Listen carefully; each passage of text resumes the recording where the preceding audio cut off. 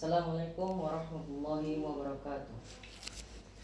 Innal hamdalillah nahmaduhu wa nasta'inuhu wa nastaghfiruh wa na'udzu billahi min shururi anfusina wa sayyiati a'malina may yahdihillahu fala mudilla lahu wa may yudlil fala hadiya lahu. Asyhadu an la ilaha illallah wa asyhadu anna Muhammadan 'abduhu wa rasuluh la nabiyya wa la rasula ba'dah. Rabbi ishrah li sadri wa yassir li amri wahlul 'uqdatam min lisani yafqahu qawli, amma ba'd. Pertama-tama marilah panjatkan puji syukur kehadirat Allah Subhanahu wa taala karena berkat limpah rahmatnya hingga saat ini kita masih bisa menjalankan hidup hingga seperti biasanya. Kemudian salawat serta salam selalu tercurahkan kepada junjungan kita Nabi Agung Muhammad sallallahu alaihi wasallam, kepada keluarganya, sahabatnya, serta umat-umat beliau yang senantiasa mengikuti sunnah-sunnahnya. Perlu diketahui, setiap muslim pasti mendapatkan ridha Allah Subhanahu wa taala, karena ridha Allah adalah kenikmatan dan kebanggaan bagi seorang muslim jika mendapatkannya.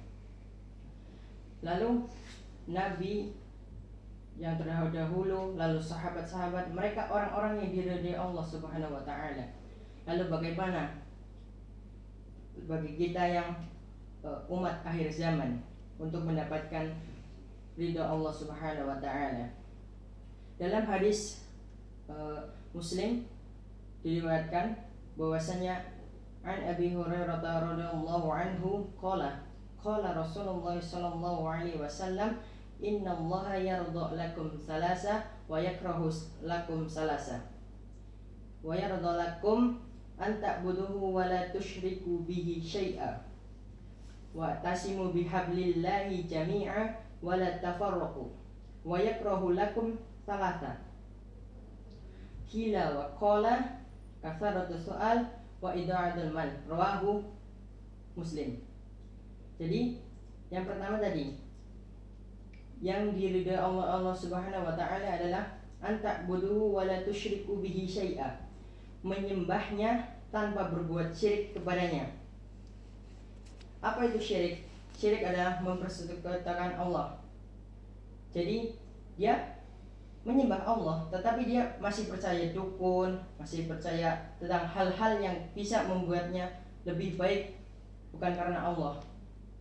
Dengan cara yang lain dia bisa mendapatkan sesuatu yang lebih, bisa tersebut.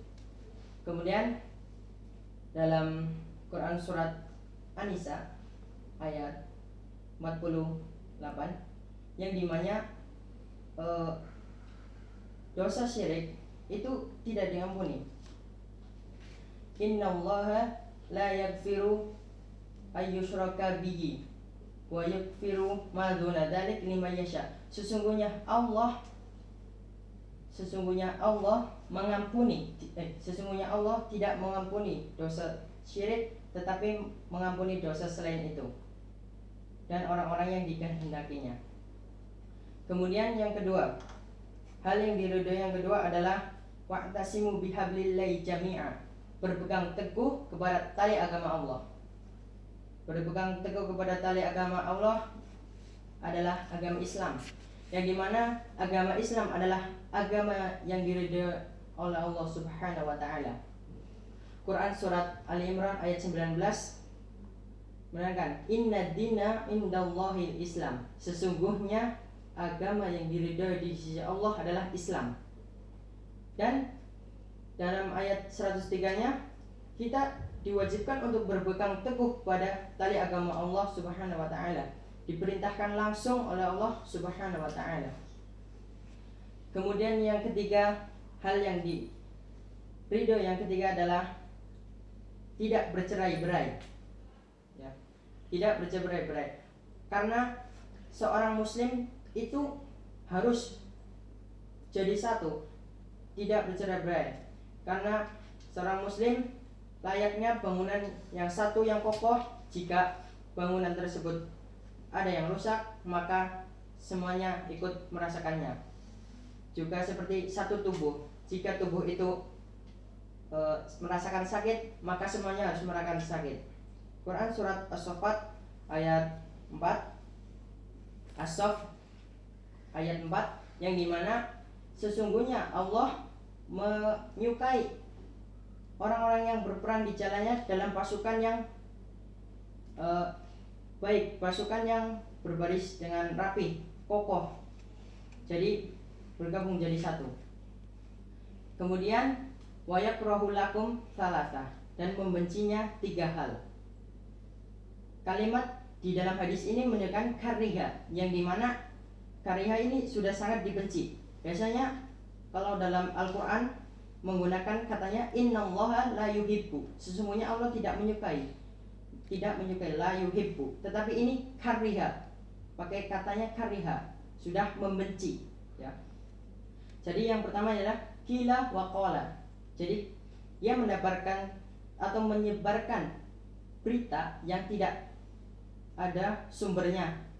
Jadi bisa jadi dia dapat seperti kabar burung, dia dapat kabar yang belum tentu sumbernya, lalu dia sebarkan kepada orang lain, yang dimana orang lain itu bisa percaya atau tidak. Kemudian yang kedua, kasaratus soal, banyak bertanya.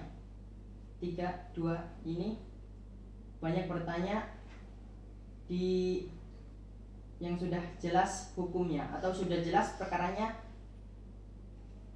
kemudian dia masih banyak bertanya, seperti Bani Israel, yang dimana dia sudah diperintahkan untuk mencari sapi pada waktu itu oleh Nabi Musa. Dia bertanya, sapi apakah yang warna apakah sapi itu? Warna kuning. Jadi warna sapinya menjadi lebih yang tadinya kita mencarinya misal lebih bebas, ini menjadi terpatok yang warnanya agak kuning ya. Jadi janganlah menjadi orang yang sudah menjadi orang yang banyak bertanya kepada hal yang sudah jelas hukumnya. Kemudian yang ketiga ini adalah idaatul mal, menyia-nyiakan harta, yaitu dia punya harta tapi disia-siakan, dihambur-hamburkan, tidak diberikan untuk orang-orang yang membutuhkannya. Padahal misal orang lain di sana membutuhkan, dia berhambur-hamburan dengan hartanya dengan sia-sia. Demikian yang dapat saya sampaikan, kurang lebihnya mohon maaf. Apabila ada kesalahan itu datangnya dari saya, dan apabila ada datang kebenaran itu datangnya dari Allah Subhanahu wa taala. Aku qouli hada wastaghfirullahi wa lakum. Wassalamualaikum warahmatullahi wabarakatuh.